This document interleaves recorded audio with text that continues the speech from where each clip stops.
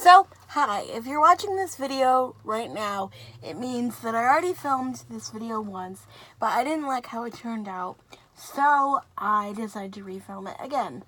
Hi, my name's Emily, welcome to my channel, and thank you for all the new subscribers from the Girl and Your Mother-in-Law podcast group on Facebook. Love the podcast, love Alyssa and Jerry, and just love that dynamic, and I would hope to have it with my mother-in-law someday. But thank you for all the new subscribers, and if you're also new from this video, please consider hitting that red subscribe button. Today I wanted to talk about a book series that I wanted to recommend, and an author that I wanted to recommend. He's pretty popular in the disability community, and his name is Shane Burcaw. And he's engaged to a lovely girl named Hannah, and Hannah is able-bodied and Shane is disabled. Shane has spinal muscular atrophy, so SMA, which is a tier, or like a part of the muscular dystrophy family. Just like there's different types of CP, there's different types of muscular dystrophy. And I found them out on the Today Show, when they were on the Today Show last year, I think. And then I found out that he wrote books a couple of months ago, because if you didn't know, I was in the hospital in January, and I received a new mental health diagnosis of bipolar 1 disorder, along with my CP, so that's like things that I have to deal with. But I needed something to distract me, and I needed something to do when I got home from the hospital while I was waiting to get stabilized on medications, which took months, probably until March, so from January to March. So it took a while, and I needed something to do, so I started looking on audiobooks on my iPhone, and I found that Shane's book, Laughing at My Nightmare, was on audio version. So I was like, hey, let me download it. I think I finished it in 3 days. And it was really, really good. In the first book, he talks about his blog, which is just Laughing at My Nightmare. I'm not really sure if it's active anymore. I tried to find it, but I couldn't. He might have deleted it, because he said that one time that some of the posts are really cringy now that he has 2 books. And he just talks about a lot in the first book. By the way, I'm reviewing Strangers Assume My Girlfriend Is My Nurse, which just came out in April, but I had to wait a couple months for it to come out on audiobook. So I finally finished it in about 5 days, and I finished it just this morning, actually.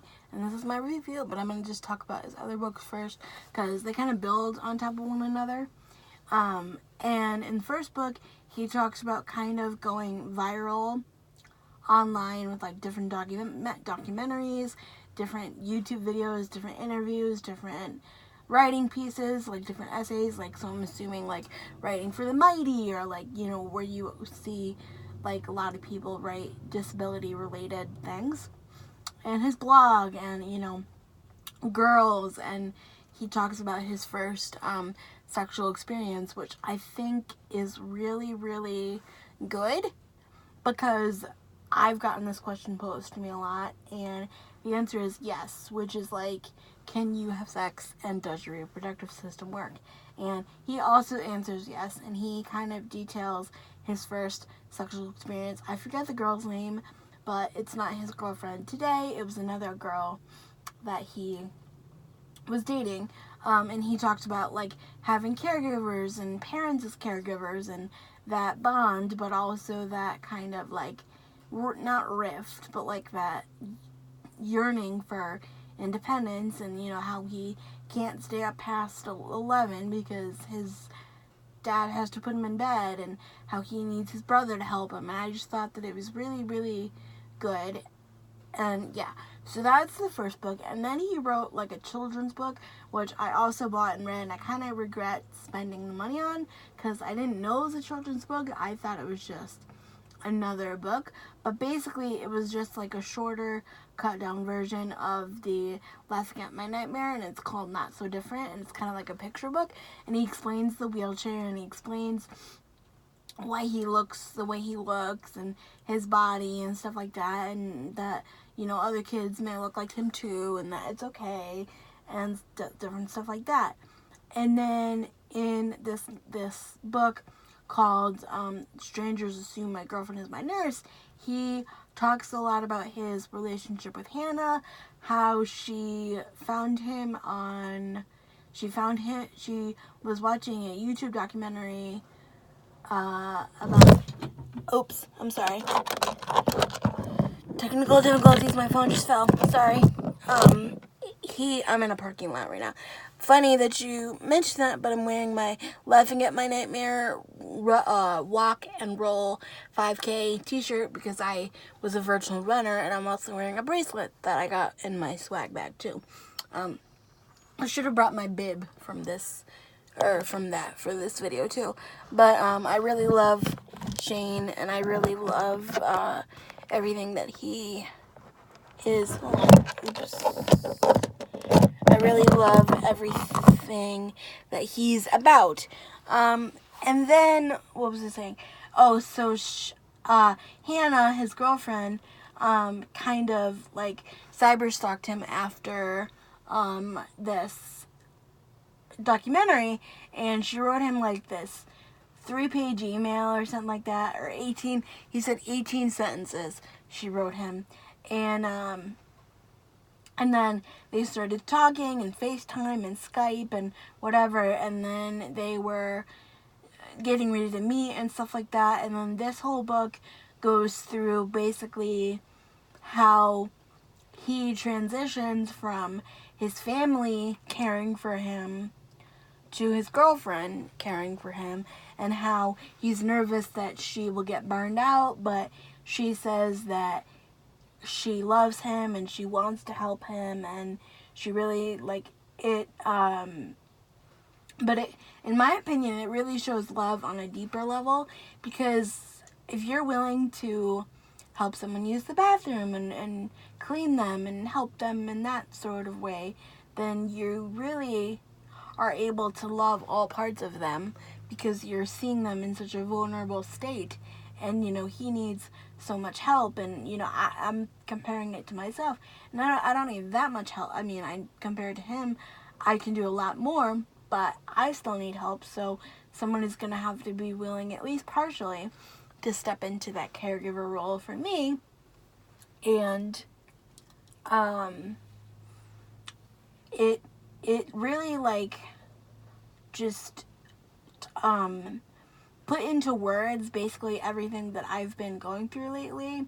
Like, I have a PCA now, so I'm trying to transition from my parents taking care of me and my mom to other people, and it's really hard. And he talked about how expensive it is and how nerve-wracking it is, and he talked about how he made too much money to apply for like waivers and stuff from his book deals. And he talked about how he moved from one part of the country to another to be with Hannah. He lived in Pennsylvania, and then he moved to Minneapolis, Minnesota. And then he also talked about how he redid his parents' basement to kind of like an at-home apartment for him. And I was like, hey, that was really cool. Like, maybe I would want to do something like that someday, you know, like make a apartment or something. And something else that I thought was really cool was that he kind of uses humor a lot to express how he's feeling and stuff. And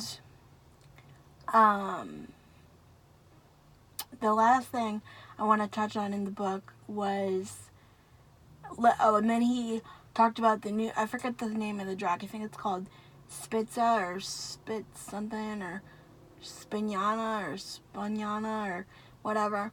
The new drug that came out in 2016 to help treat SMA.